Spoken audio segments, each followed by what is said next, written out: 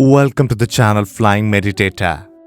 Today, in this episode of Yoga Vasishtha, we will listen to the story that sage Dashur said to his child for the purpose of enlightenment. So fasten your seatbelts and let's get ready to fly. Shri Gurubhyo Namaha Harihi Om. Vasishtha continued. During this period, I was myself going over that very tree and heard the sage's instruction to his son. Dashura said, I shall illustrate with a story what I wish to say concerning this world. There lives a mighty king named Khota who is capable of conquering the three worlds. The deities presiding over the worlds faithfully honor his command. No one can even catalogue his innumerable deeds, which were productive of both happiness and unhappiness. His valor could not be challenged by anyone using any weapon whatsoever, or even by fire, any more than one can hit space with a fist.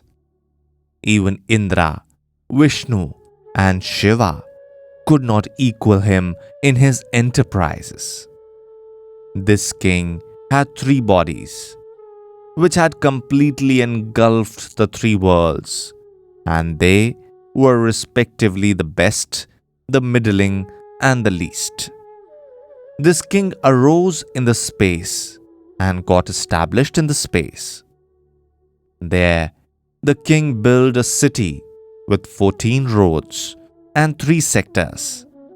In it were pleasure gardens, beautiful mountain peaks for sports, and 7 lakes, and pearls and creepers in them.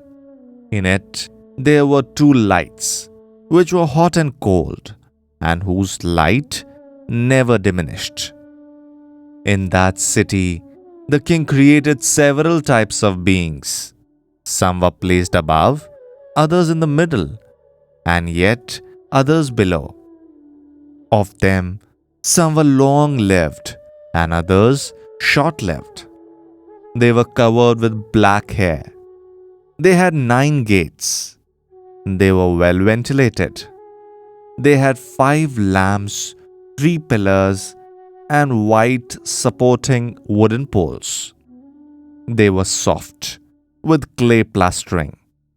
All this was created by the Maya, or illusory power of the king. Here, the king besports himself with all the ghosts and the goblins, which are afraid of inquiry or investigation. These goblins had been created to protect the mansions, that is, the different bodies. When he thinks of moving, he thinks of a future city and contemplates migrating to it.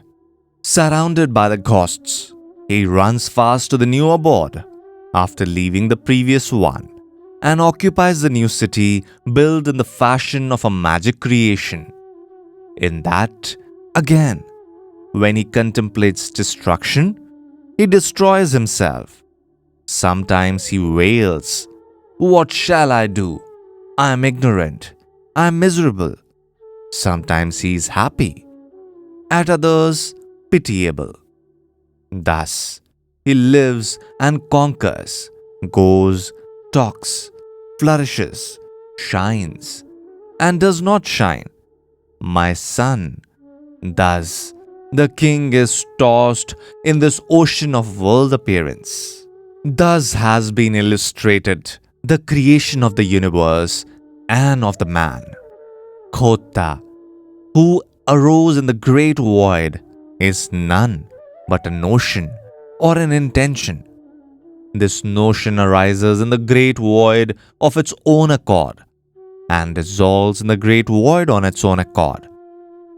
The entire universe and whatever there is in it is the creation of this notion and not else. In fact, even the Trinity, that is the Brahma, Vishnu and Shiva, are the limbs of that notion. That intention alone is responsible for the creation of the three worlds, the 14 regions, and the 7 oceans. The city built by the king is nothing but the living entity, with its different organs and the characteristics of the different kinds of beings thus created. Some are in a higher region and others are in a lower realm. Having built this imaginary city, the king placed it under the protection care of ghosts. These ghosts are the Ahankara. The king, therefore, sports in this world, in this body. In a moment, he sees the world in the waking state, and after enjoying for some time, he abruptly shifts his attention to the world within, which he enjoys in his dreams. He moves from one city to another, from one body to another, from one realm to another. After many such movements, he develops wisdom, getting disillusioned with these worlds and their pleasures, and reaches the end of his wandering by the cessation of all notions. In one moment, he seems to enjoy wisdom, whilst the very next moment, he is caught up in the pleasure-seeking, and in an instant, his understanding gets perverted. Just as in the case of a little child, these notions are either like dense darkness and gives rise to ignorance and births in the lower order of creation, or pure and transparent and gives rise to wisdom, drawing one close to the truth, or impure, which gives rise to the worldliness. When all such notions ceases, then there is liberation. Even if one engages oneself in every other sort of spiritual endeavor, even if one has the gods themselves as one's teachers, and even if one were in the heaven or any other region, liberation is not had except through the cessation of all notions.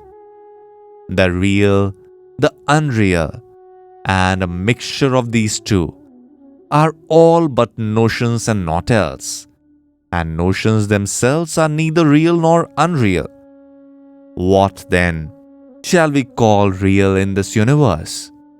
Hence, my son, give up these notions, thoughts and intentions. When they cease, the mind naturally turns to what is truly beyond the mind, the infinite consciousness. My son, when, in the infinite consciousness, the consciousness becomes aware of itself as its own object, there is the seed of ideation.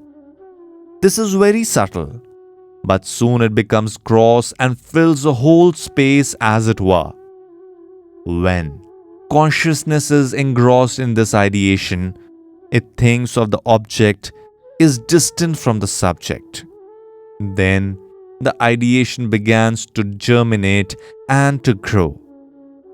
Ideation multiplies naturally by itself. This leads to sorrow, not to happiness. There is no cause for sorrow in this world other than this ideation. Do not entertain ideas. Do not hold on to the notions of your existence, for it is only by these that the future comes into being. There is no cause for fear in the destruction of all ideation. When there is no thought, notion or ideation ceases. My son, it is easier to cease, to entertain notions, than it is to crush a flower that lies on your palm. The latter demands effort, but the former is effortless. Already, as a notion weakens, one is less affected by happiness and unhappiness, and the knowledge of the unreality of the objects prevents attachments. When there is no hope, there is neither elation nor depression. The mind itself is a jiva when it is reflected in the consciousness, and mind itself builds castles in the air, stretching itself, as it were, into the past, present, and the future. It is not possible for us to comprehend the ripples of ideation, but this much can be said: sense experiences multiply them, and when these are given up, they cease to be. If these notions are real, like the blackness of the coal, then you cannot remove them. But that is not so. Hence they can be destroyed. Vasishtha continued. Hearing the sage's words, I descended upon the Kadamba tree. For a considerable time, the three of us discussed the self-knowledge, and I awakened them, the supreme knowledge. Then I took leave of them and went away. O Rama, this is meant to illustrate the nature of the world appearance, and therefore this story is as true as the world itself. Even if you believe that this world and yourselves are real, then be it so. Rest firmly in your own self. If you think that this is both unreal and real, then adopt the appropriate attitude to the changing world. If you believe that the world is unreal, then be firmly established in the infinite consciousness. Similarly, whether you believe that the world has a creator or not, let it not cloud your understanding. O Rama, you may feel, I am not the doer, I do not exist, or I am the doer and I am everything, or inquire into the nature of the self, that who am I, and realize that I am not any of this that is attributed to me. Rest established in the self, which is the highest state of consciousness, in which the best amongst the holy men who know of the state ever dwelt. With this, we finish today's chapter. See you again.